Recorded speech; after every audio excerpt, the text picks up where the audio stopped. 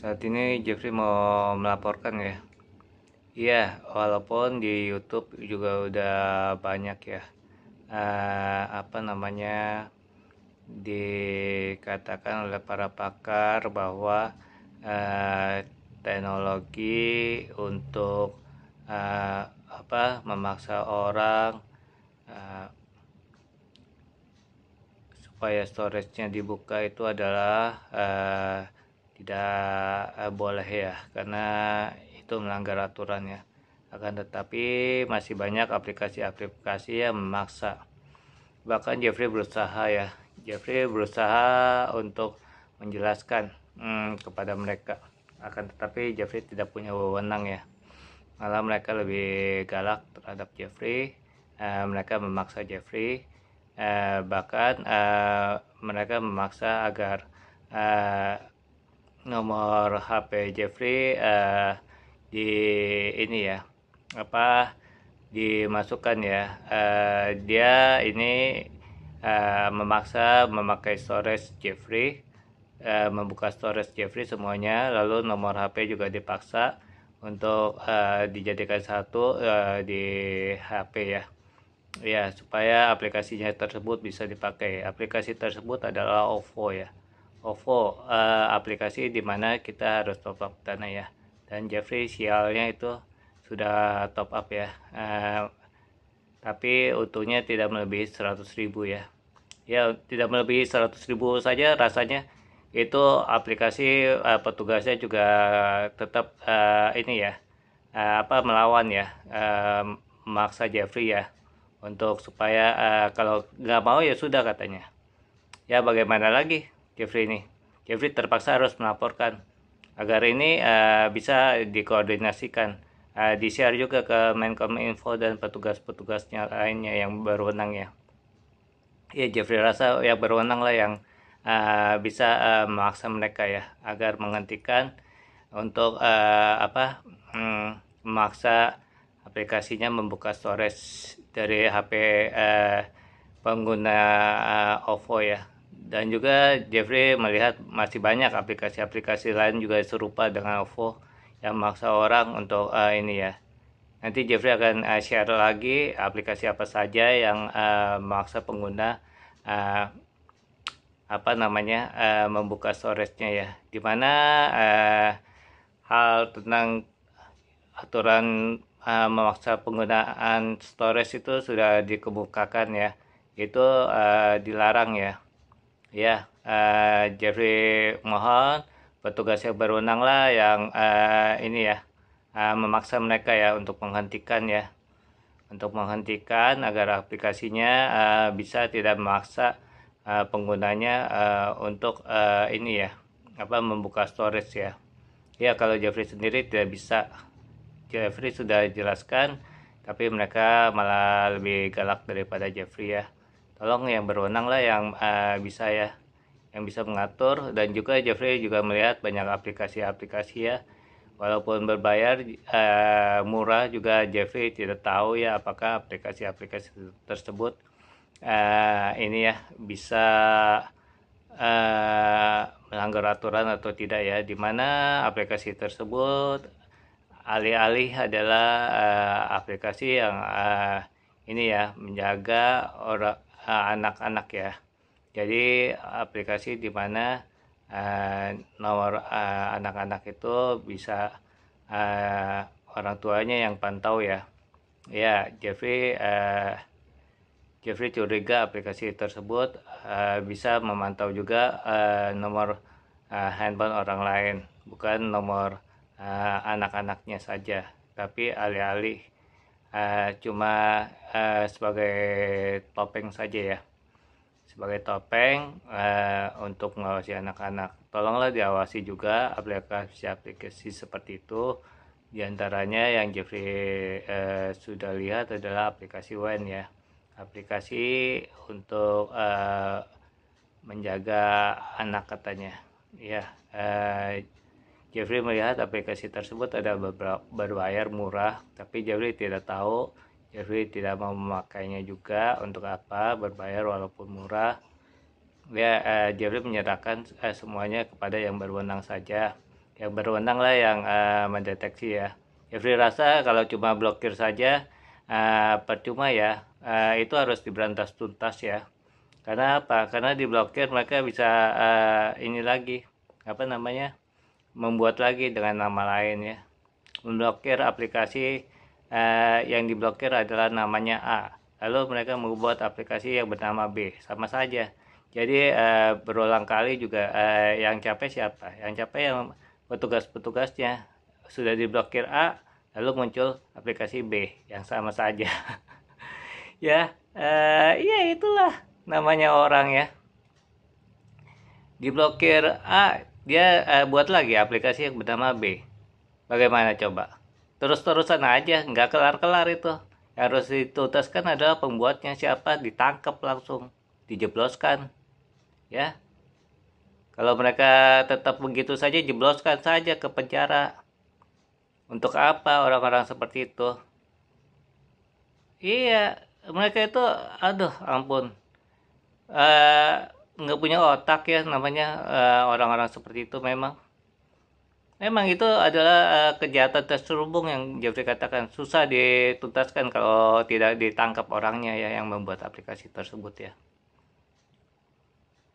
Jeffrey sudah jelaskan berkali-kali komunikasi juga bisa terhambat ya. Karena apa? Karena banyaknya aplikasi-aplikasi tersebut yang berdalih mengawasi anak-anak.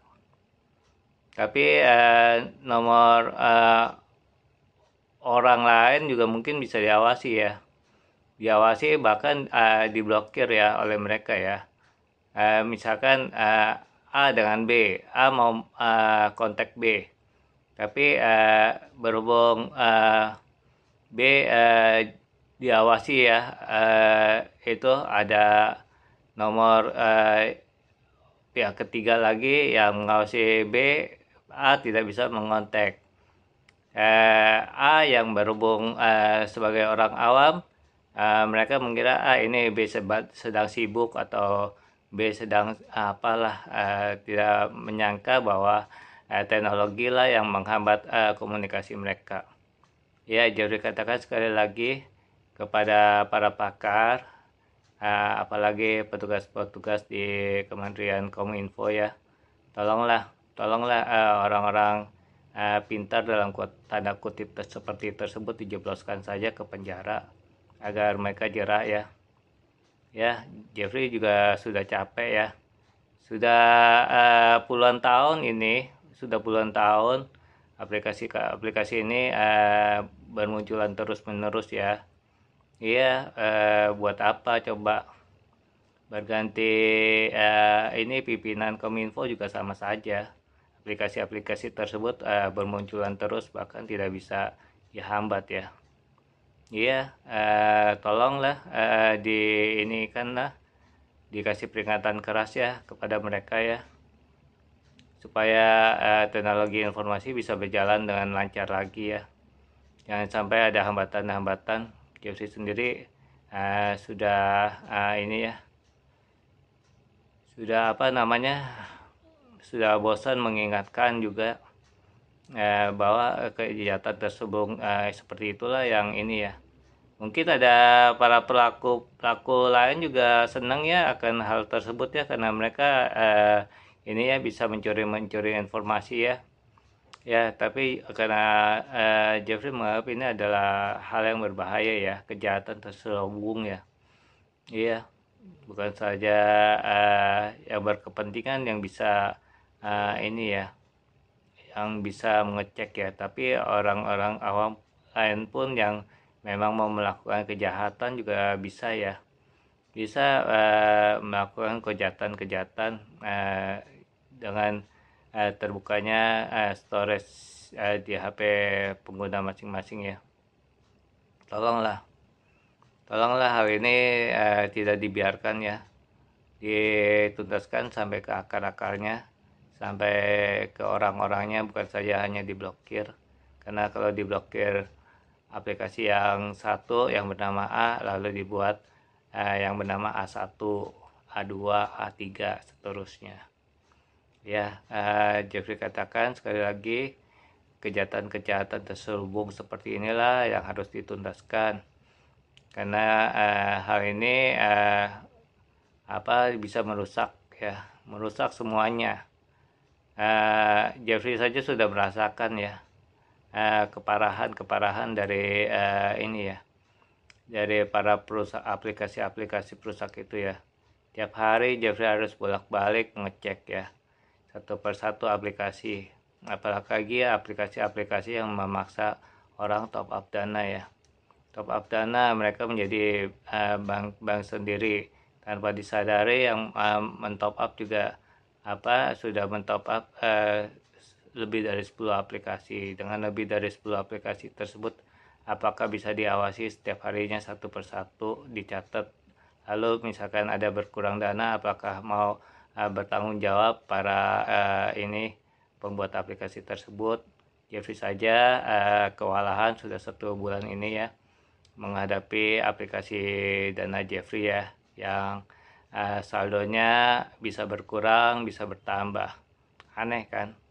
Ya, Jeffrey sudah memperingati dengan keras juga ya kepada Dana ya, supaya tolong saya punya ini dicek ya, jangan sampai akun-akun lain juga bermasalah nantinya.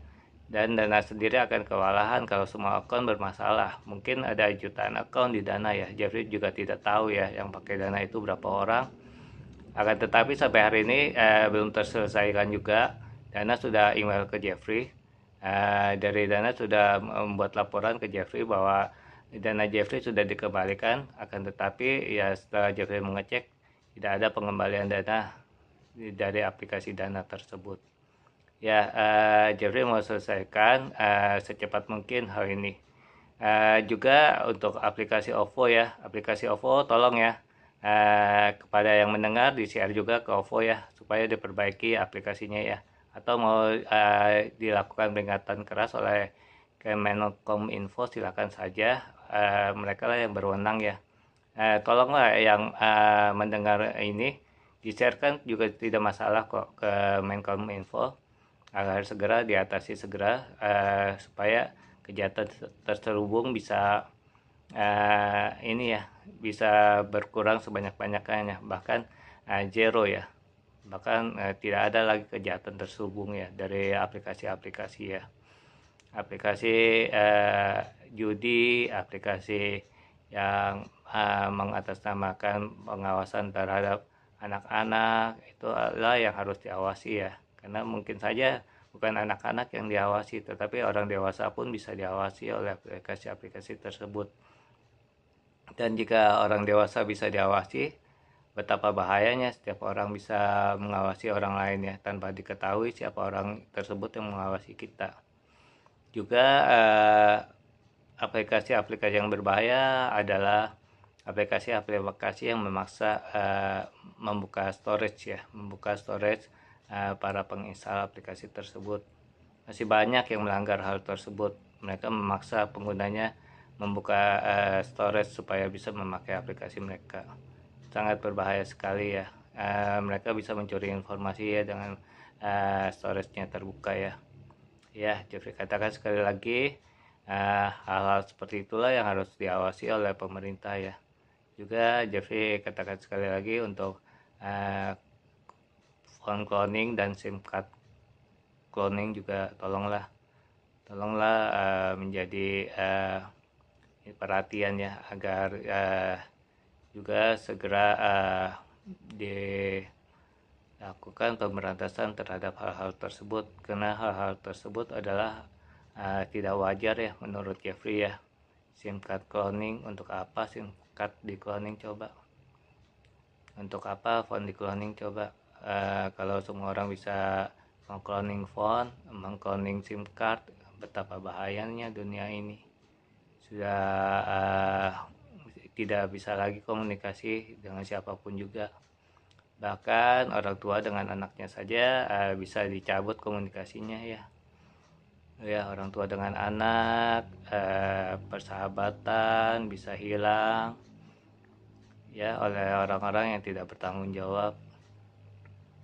juga orang yang jual beli juga berdagang itu akan berbahaya, sangat berbahaya sekali, tidak bisa mengawasi pegawainya dan juga apa namanya, tidak bisa berkomunikasi dengan baik dengan pegawainya, antara atasan dengan bawahan juga tidak bisa berkomunikasi dengan baik ya. Itulah namanya sudah kiamat teknologi kalau sudah seperti itu. Komunikasi bisa dihambat ya oleh siapapun juga.